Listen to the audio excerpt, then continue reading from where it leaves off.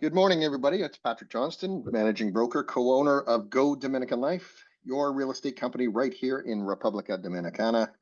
And this is an ongoing series that we're talking about property management and all aspects of that, from all types of things. We're breaking them down into 6 or 7 videos.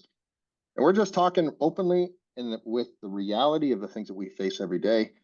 And today, of course, on the call again, I have Peter Noel. Peter and I run the management systems for all of our properties throughout the islands. We're in Sosua, Cabarete, Puerto Plata, Las Terrenas, which includes Cason, Portillo, the town of Las Terrenas, and more. So, Peter, welcome back to the honesty calls.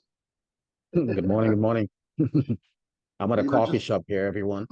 Yeah, well, I'm at a coffee shop too, at the office. So Peter's up in Canada right now, and I'm here in Las Terrenas, and we're going to bring to you the topic today, which is a fun topic. It's called money, money, money.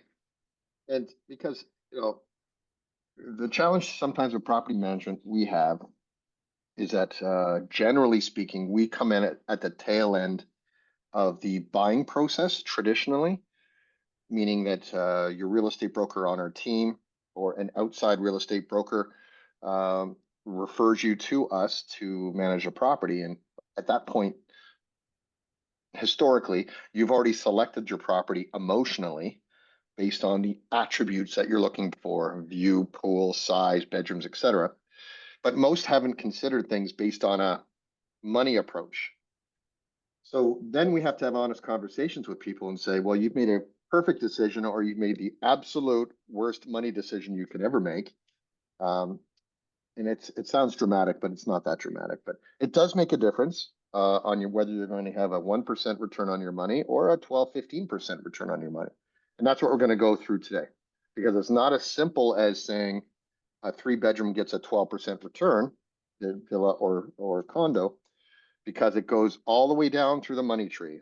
So if the money tree is like this, the trunk is the property, and the money tree is the how you run it: pool pumps, appliances, solar systems, all these extra things are the things that you make your money on, and the other ones pay the bills, your daily rentals, that kind of thing. So we're going to cover a lot. So let's start right up the top. The key word, or the acronym, is called ROI, return on investment. And that's the foundation of what Peter has conversations with clients all the time. So Peter, why don't we start with that? Without going through all the details, because we're going to cover the details, what is generally what you tell clients to come into our system, what they can expect realistically on an ROI based on property? Realistically, it depends on the property. It depends on the amenities, depends on the location, depends on the decor. It could also depend on the type of little things like the internet, the type of internet that they have. It depends on, do they have a generator in Dominican Republic, especially more in the North Coast, but in Dominican Republic, the power goes out periodically. So you want to have a generator in the event the power goes out to cover that. It depends on, do you have your own water system, or are you depending on the water from the city? Mm-hmm. So all these variables are necessary in order to offer a complete service. As a result, it's like a funnel. As a result, it could manage your ROI based on that. Mm-hmm. Mm-hmm. And if you were to use as a percentage range based on clients we have in our system so far, that either made decisions on purchases before they got to us, or talk to us first and then make a decision, what's your range between X and Y? We feel that people who came into us post-purchasing, it's almost their expectation outweighed the market. And that expectation can come from the agent, which is based on lack of knowledge, or themselves. As a result, there's lack of knowledge as well. So generally, they'll come in expecting 10%, and without discussing it with us first, they're lucky to get 6%.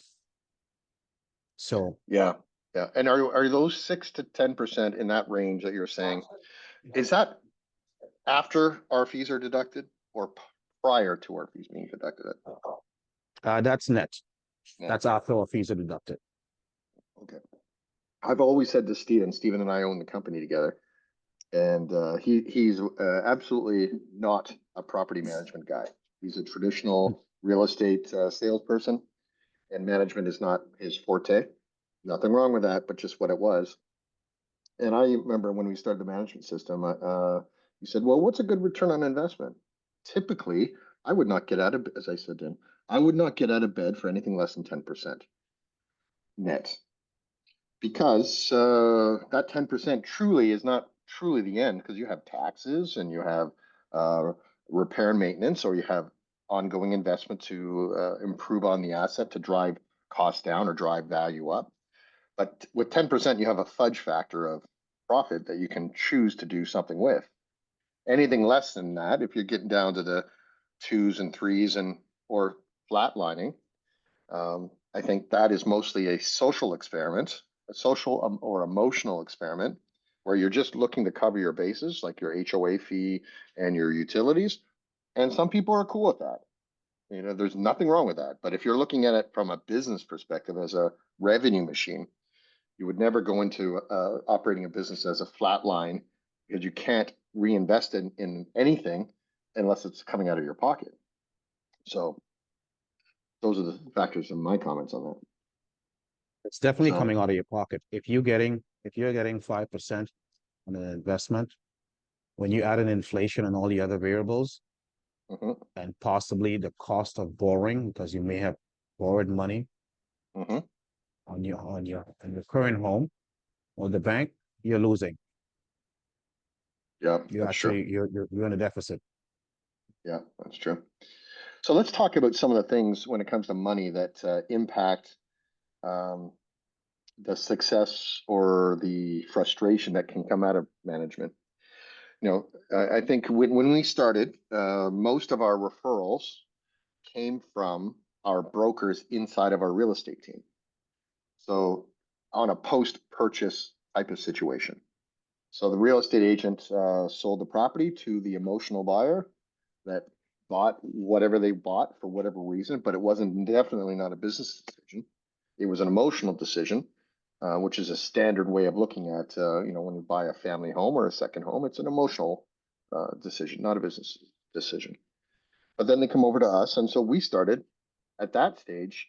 We had mostly studio, one bedrooms, a couple of two-bedroom units, mostly condos.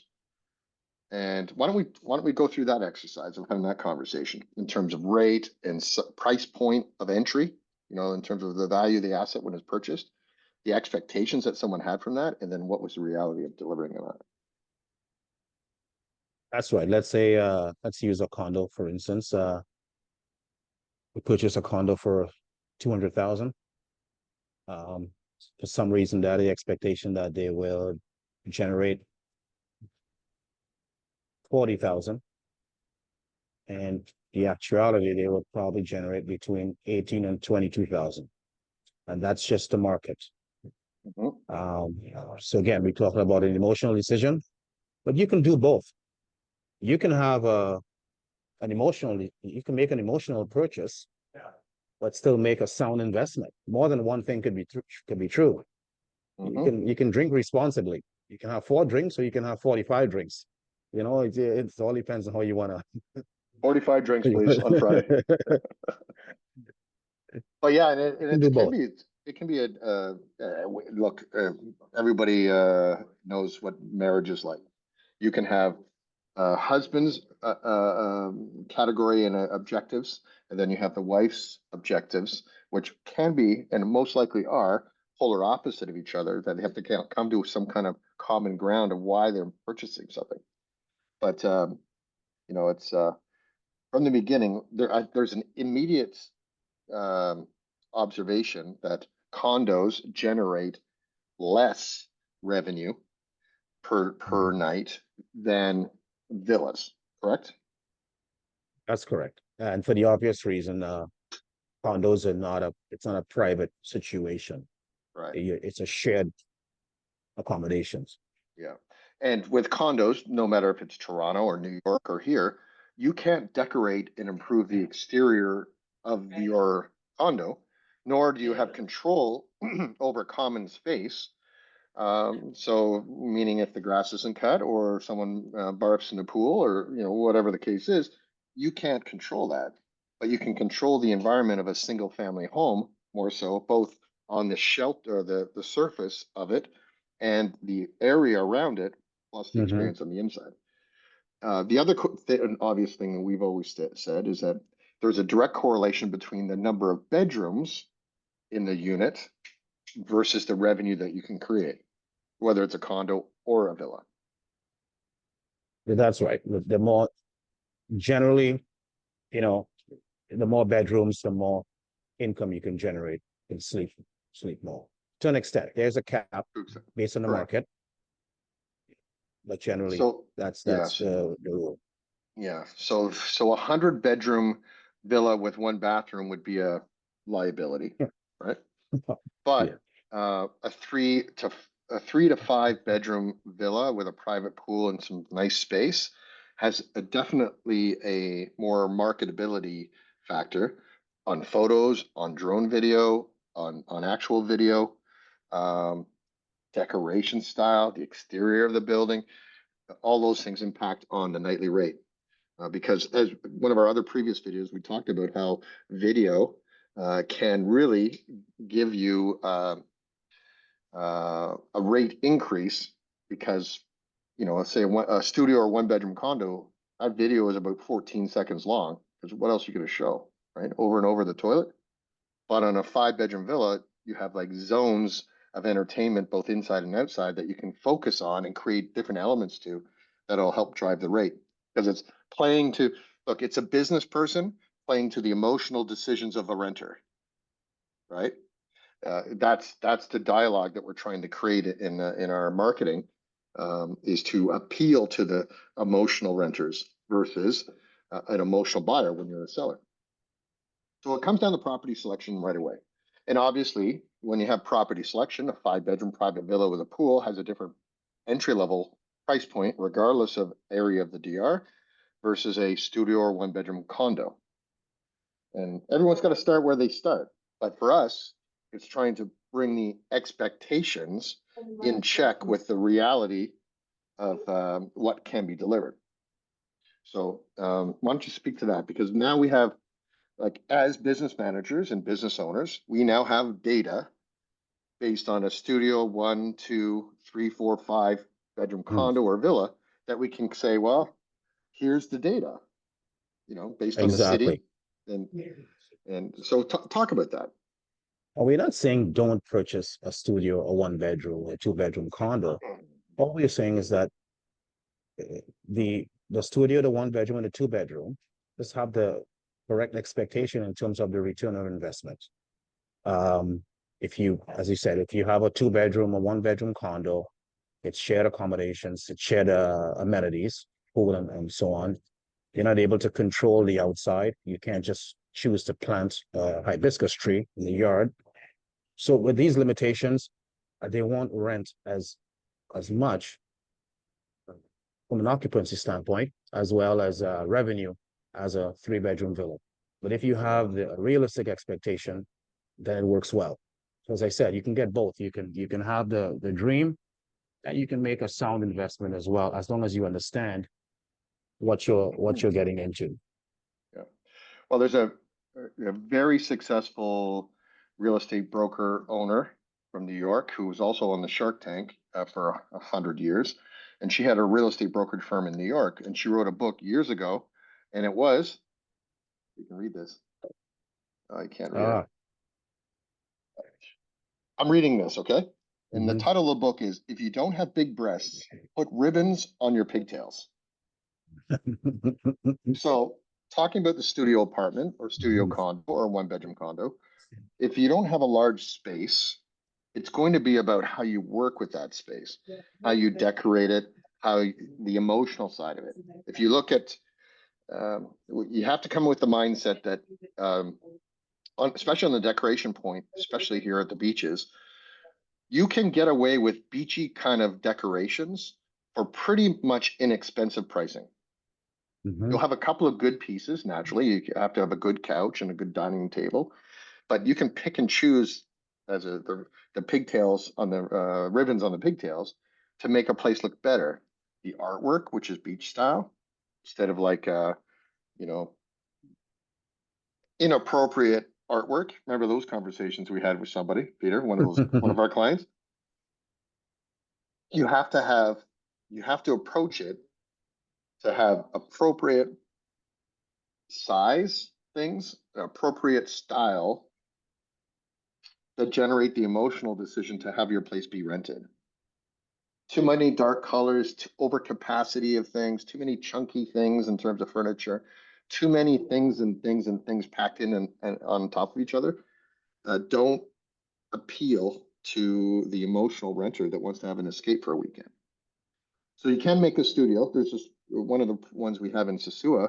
I know I can't remember the name of it right now, but he took a studio and then made it look like a one bedroom by hanging a divider piece in the studio to sort of make the bedroom One area of the bedroom. studio look like a bedroom.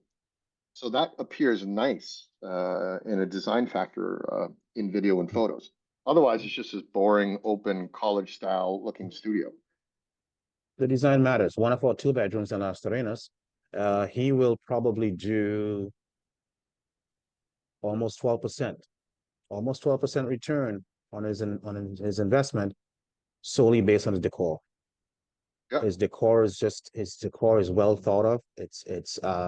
He went into it with not with blinders on, and the return would be quite lucrative just based on how he decorated the unit. Same shared pool, shared amenities, but it's Mhm. tastefully done. So his return is appropriate based on how he decorates it. Yeah. So keep this in mind too. You know, nothing lasts forever, and including in your assets you buy in your life in real estate, they can stick around for decades, or they can stick around for 3 to 5 years. But what the property management, Airbnb, or rental data history for your place can become an asset to the sales process moving forward. So if you started with a studio or one bedroom and you're rocking it out with a 12% return, use that as an example, and you bought it for 150 grand, but in the current market conditions, it's maybe 200 grand. But if you had a 200 grand condo with no rental data, it's just a $200,000 condo. But Mm. in this example, if it's a property that we're managing, and then of course we're selling it for you, you have the um, asset of the rental flow history over the years and expenses to show as, hey, you can get in here, but immediately you can start making X, Y, and Z dollars and change. That becomes a benefit to the sales process for a lot of people. That's right. So we have rental data on studios, one bedrooms, two bedroom apartments, three bedroom villas, and five bedroom villas. We have 3 year actual data that we can show you if you're thinking about purchasing one of those properties. Actual true data of what Mhm. your expectations would be going forward. Yeah. So let's talk about the auxiliary incomes, all the auxiliary incomes, because you have a daily, nightly rate, whatever that is, right? That we establish that is the market. But remember what I said with the tree, your trunk is your daily rate, and then the branches are the auxiliary revenue flow or cost reduction flow that comes into the discussion of money. So let's talk about that. Major one that we've had a couple of clients last year with are they buy an older villa or older condo, an older meaning 5 years or more, even though it seems young. But at that 5 year mark, you're going to have technology that is outdated that will bring down or bring up the cost of electricity. Because electricity here is your highest single expense to think about, because that can be between $200 and $500 a month, around that on average, that you can eliminate if you or reduce greatly if you do it the right way. So air conditioning units, 5 years and more, it can be an issue. those same air conditioning units, if they're not cleaned every month, the filters come out and clean, and then doing an annual or biannual deep cleaning by a professional company to come in and they take the head off, and they plow water and chemical in to clear out all the dust and grime and shit like that. Because these AC units just drag down on electricity. Both the air quality, the volume, and the cooling factor all get affected by this dust shit. So if you think about where I am right now, Peter, at the hotel, the Chill Boutique Hotel, where we have our offices, right beside us is a 24-unit building under construction. Concrete, dust, dirt, grime, etc. Across the street, our own development, 52 villas, dust, grime, dirt, whatever. For the next 3 years, these things are like pumping out stuff. So just this last week, we cleaned every single air conditioning unit, 28 of them in the hotel, to achieve which we'll find out, will achieve a better cooling factor and a reduction in our electricity simply by doing a simple cleaning. And I mean, we paid $400 for 28 air conditioning units. 1 second, less than that, $300. 300 divided by 28, $10, $11 per air conditioning unit, once or twice a year, to reduce the cost of electricity and the client experience. There's nothing worse, because as a property manager here in the DR, if I go to a hotel and they say, "Oh, yeah, air conditioning," first thing I do is I do this. I can't show it here because the air conditioning thing is, but I lift up the cover of the air conditioning and I look at the filters, and I'll take out the filter and clean it myself and put it back in, because I live with asthma. So if I don't have that quality of air, it's just blowing dust and crap all over my body all through the night. And for the hotel, it costs them extra revenue. So with us, our housekeeping crew, we know every month we go through everything that we manage and we check the filters during the cleaning process and make sure they're up to date and clean, just to keep our clients as a reduction. Talk about that, air conditioning pumps. But it's something you have to do probably, as you say, once a month, once every 6 weeks. The air conditioning unit, that's the main driver force with the power bill. Your power bill could be $100 a month, it could be $400 a month. And based on the type of AC units you have, it could be, if it's outdated or old or needs to be replaced. If you don't replace that, your power bill is just quadruple. Yep, It must right. be cleaned every 4 to 6 weeks. It's a service we provide on a continuous basis for all our clients. Mm-hmm. The other one, let's talk about villas. Not a problem for condos, but a problem for villas. Pool pumps. 5 years and older for a villa. You have a 1-stage pool pump that is like on or off, and it has no. It's like driving a '57 Chevy in terms of trying to get fuel consumption and savings out of a '57 Chevy. You drive a '57 Chevy for the power, and you drive it for a couple hours on a Sunday, or like having a large power boat. You're not doing it for like fuel economy. You're doing it for the power and the pleasure. But pool pumps, my business partner, Greg, his villa, remember last year in the summer, his power bill was up to $900. But what we realized, it was only for 1 month. And then we realized that his power bill, his pool pump,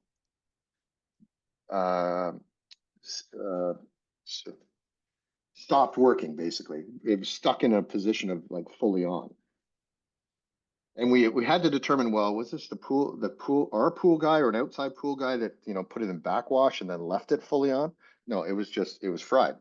So then we put it with a 2 or 3 stage pool pump, because you're, basically from 10 p.m. till 7 in the morning, no one's in the pool. So you don't have to have circulation happening at that time. And then you can put it on a timer and have it only run for 10 to 20 minutes every hour or every couple of hours. And cut your consumption instead of 24 hours a day, get it down to like an hour in total, and your electrical bill will go right to the ground. Now, these things now can be, there's clients of ours in villas that have Wi-Fi connections to their AC units, so they can be in Toronto, New York, Los Angeles, Dallas, doesn't matter where they are, and turn their air conditioning on or off. There are definitely anal people like that see their clients go to the beach, and we know when they go to the beach, they leave the AC units on. And in this situation, the guy can say, off, off, off, off, off, off, off. And that's his way of controlling it. Don't suggest that necessarily. That can get into an area of interfering with client things. However, it's a backup plan for him, because if it's not rented for 2 weeks and we miss it, leave an AC unit on stun, it costs a lot. So you can get pool pumps that way now. You can get AC units that way. You can get all your lighting fixtures that way. Lighting fixtures is another one. Right now, I don't think you can LED. get. I don't think you can get anything LED anymore, or that is not LED. But you can have a combination of LED and or for the exterior solar powered lighting that will reduce the cost of running it. Including the pool pump can be done on a solar now to reduce the cost of operations. And all these, it seems like pennies, but if you can, every appliance in your house, if regardless, is $5 or $10 per, and you start adding all those up, it's the sum of the basket of savings. It can be equal to or greater than your monthly profit. It just divides it that way. It could be. All these things matter. So it may sound meticulous for some people, but this is why we heavily staff. We look at every little thing, because every dollar counts in your bottom line, whether you're making or you're saving. So if we can save you on your power bill by manipulating or changing some of these items, technology standpoint, it can save you, 10, 15%. That's 10, 15% we'll save you on a yearly basis. Correct. Just by And being meticulous like that. It matters. Yeah. Let's go into those other conversations of when you have I'm going to point the finger at me.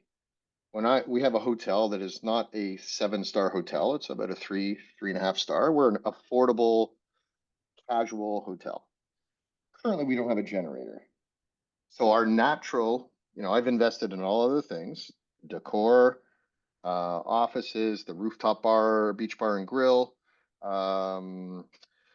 We took the first step to eliminate water issues by drilling a well. But now it's days like yesterday that, when the power went out at 3 in the morning and didn't go on until about 3 in the afternoon the following, the same day. So it's about a 12-hour, right?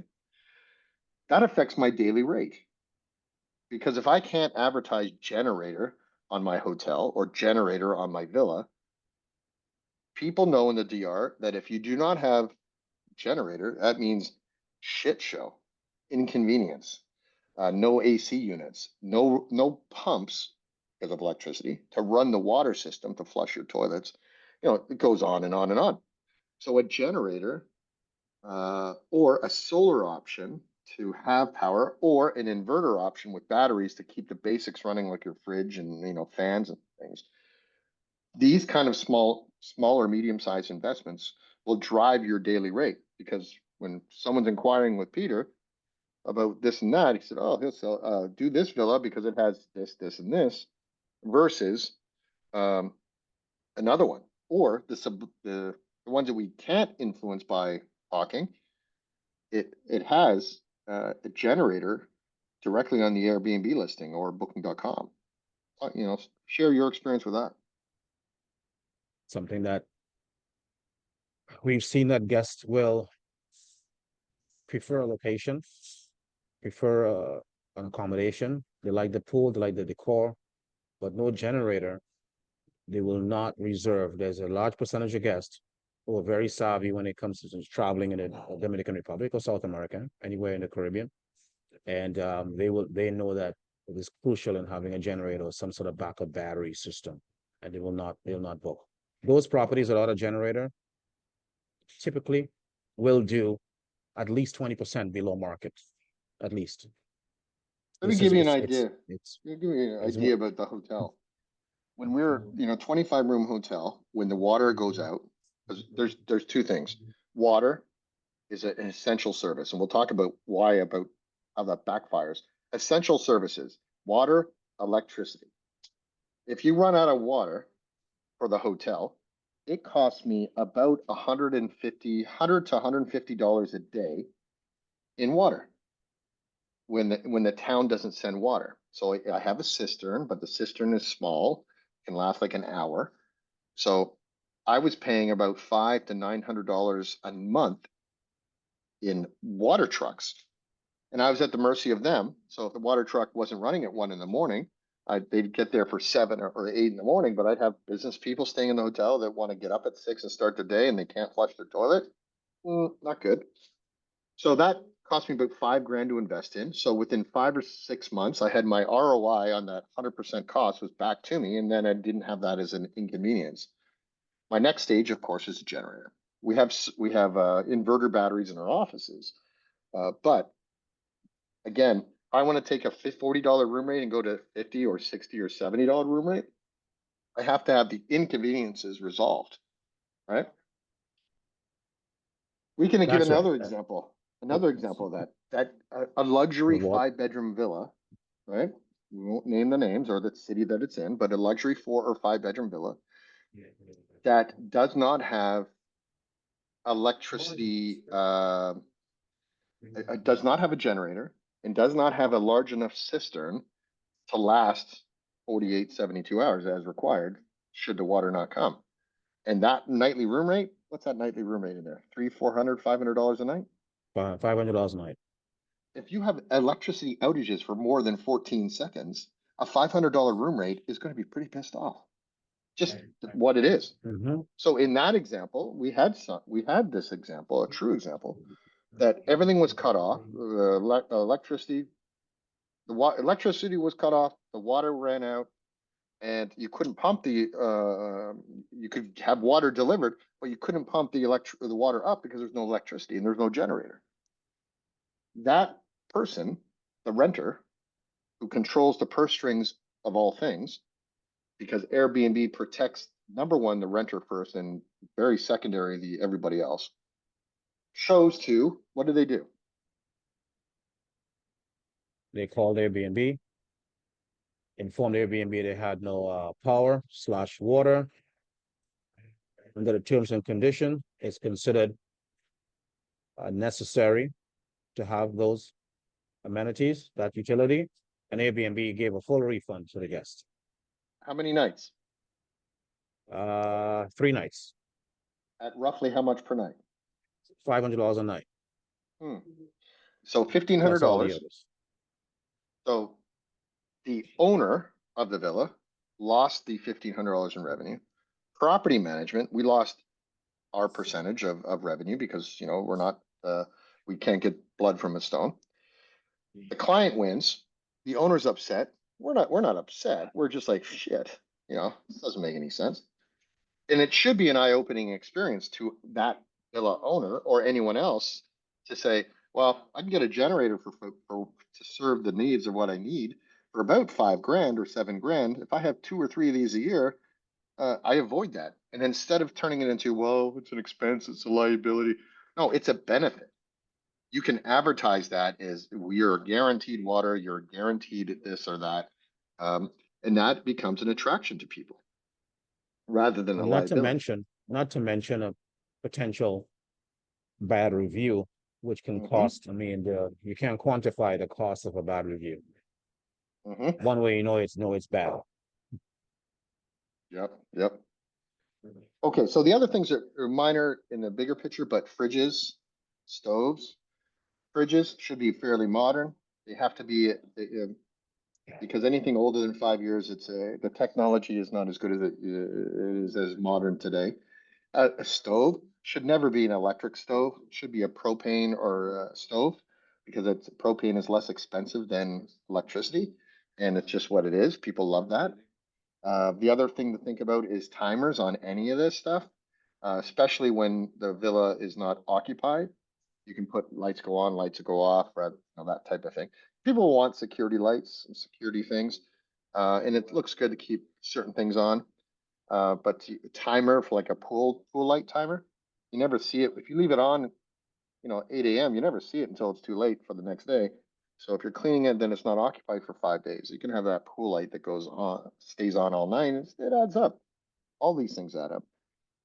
So I talked about appliances. I talked about timers. Let's go into the other topic of benefits in terms of money. How soft good items improve the revenue flow. Pillows, couches, that type of thing. Bedding, linen, that type of thing. It's more subconsciously. When you walk into a place, you don't know what pillow, what color, what decor, what piece of item made the room, but it all flows. It all matters. As you call it, the soft goods. The type of decor you walk in, it must be pleasant to the eyes. If it's not, again, the renter, the potential guest will feel displaced, not as comfortable. Mhm. As a result, less revenue, less bookings. Yeah. The other things we talk about with that, with terms of soft goods, um, the natural thing that people try to do is try to do things on the super cheap, because it's a superficial look, but it doesn't have longevity. Give you an example of that anything IKEA that is has to be put together with screws and bolts, bed, tables, things like that, that have any touch with ground, tile or otherwise. All that wood product is like particle board crap. And we're in a humid environment. And because it's all a hard surface on particle board, you get a little bit of water that goes between those two items, and the wood goes, and then it looks like shit in about 14 minutes, and you really can't repair and get rid of it. So we always recommend solid wood items, especially that anything that touches tile. So wood to tile is solid wood. Uh, IKEA things are good for cups, cutlery, plates, pots and pans. Think because you can't really screw it up as much, and they're going to break and go missing over time. Maybe But some pictures, some photos. yeah, but they're not touching the ground. So they're Yeah. not in that area. But try to avoid the college dorm IKEA look because of just that particle board feeling that makes a difference. And here in the DR, natural hardwood exists. And the good thing about solid wood, if you get a nick or a scratch or something on it, you can sand it down and varnish it or paint it again so it looks new again. But you can't do that with particle board. You really can't. Um, Another thing to talk about is soft good items, but we're on the pots and pans issue. Talk about clutter and declutter. Yeah, you can't personalize the house. This is your investment per se, but it must be decorated for the public, not for yourself. So you can't put a photo of your grandmother. That's an exaggeration. But if you like a particular actor, you can't have that person on the wall. Okay, so you can't personalize the house. Let's just say Right, it has to be it has to be decorated for the general public. right. You have to dress it like it feels uncomfortable to you. The Martha Stewart. You come in and the mental image is the smelly candles and the flowing shears in the windows. And you want to come home and just tear your shirt off and have a cold beer, and that's not the image that we're trying to create for the consumer. We had this one condo years ago, which is no longer with this condo specifically, is no longer in our system. But they had things like they had way too much clutter. Like the kitchen cabinets were full about you could serve 30 people worth of cutlery, pots and pans and plates and stuff like that in a 3-bedroom condo. It was confusing. It was, bugs and stuff can grow in that. Uh, Things can go never be used and just get grimy.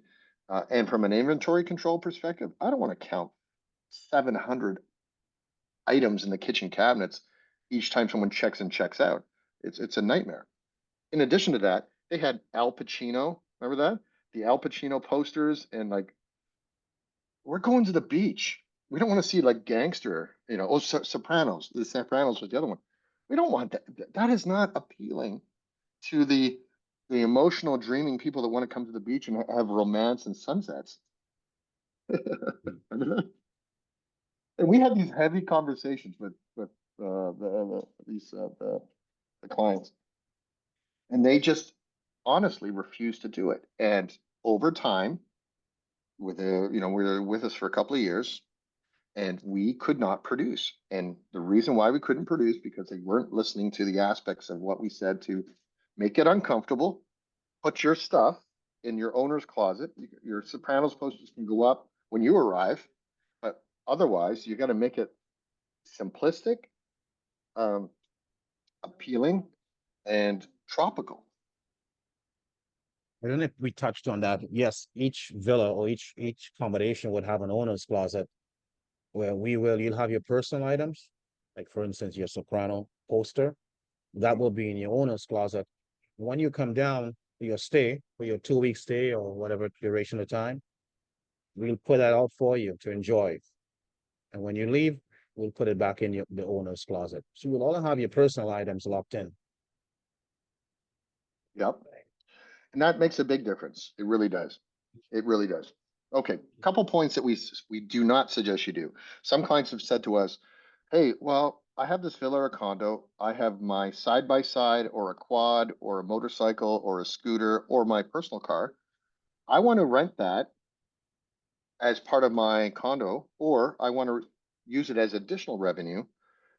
So Peter, Patrick, please market that for my $40, $50 a night for these things." My answer to that is, why? We don't control those things. Number two, there's a high rate of repair and maintenance that will occur on all those items, nicks and dents and things like that we can't control. It's better to suggest to a client or a guest, here's the people that we recommend for quads and side by sides and scooters and motorcycles that they can rent themselves, and then lock your personal things up for someone else. For me, it falls under the same category as we don't rent underwear for a reason. it's just way too everything can go wrong with renting anything with wheels inside of if you're not designed as a business to do that full time. It's a liability. You got to be properly Sorry for the insured. underview. Sorry for the underwear. It's Go ahead. the underwear probably not, but the scooter is a liability for us, so it's not something we would do. But we would refer the potential guest to one of our partners. So we partner with different businesses in the area, whether it's a wedding planner, a restaurant, a quad rental, a car rental, airport pickup. We'll partner with different businesses just to have that seamless transition with the guest. Yeah. Last thing we'll talk about as we wrap up this video, ways to make additional money is it comes flowing from us is professional referral relationships. As a company build out our platform, we know the car rental guys, the grocery store owners, the restaurant owners, the decorators, the painters, the drywallers, it goes on and on and on. All of these people become silent salespeople for us. And when they refer someone to us to become a client or have someone that want to rent, these rental referrals come in, and they do not, because they're direct bookings in a sense, we do not have to pay fees to Airbnb, Booking.com, Expedia, etc. And they come in to us highly recommended, and they ask less questions, and they generally pay more, and they get a better service. And we have to perform not only for the guest, but keep the referral partner happy as well, because that's the business. And we're in a small town or small island, and there's a lot of people that you can build up good quality relationships that way. So we can talk about that.